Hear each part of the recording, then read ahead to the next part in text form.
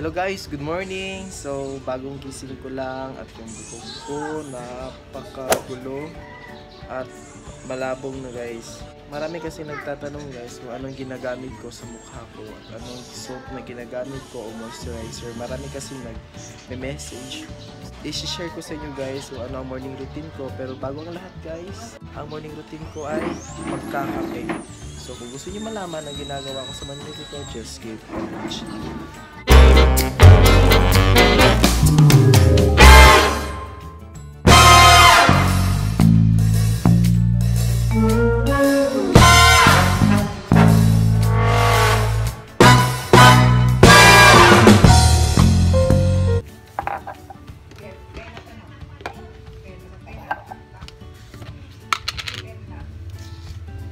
Kung sa gigamit ito ng coffee ma? Coffee mate.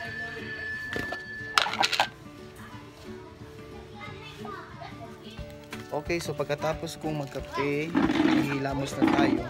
Ang unang gagamitin ko ay Kojisan, 50 pesos lang siya at babantay ko na siya, meron na siyang dalawa.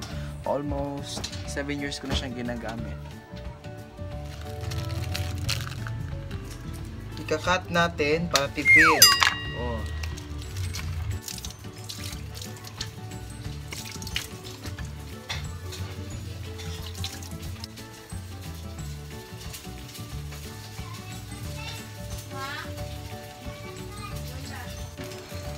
At hinahayaan ko siya ng mga 2 minutes. Hindi, 1 minute lang.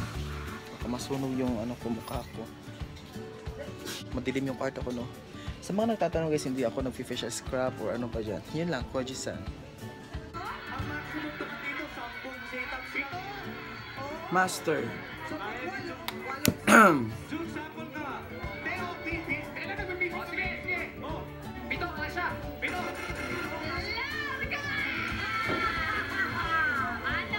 Pag morning guys, mas prefer ko hindi ko gumagamit ng cream.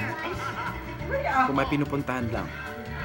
Magilamos ko guys, gumamit na ako ng moisturizer, hindi ako mag-cream. Katapos nga, before ako mag-take ng gluta, kakain muna.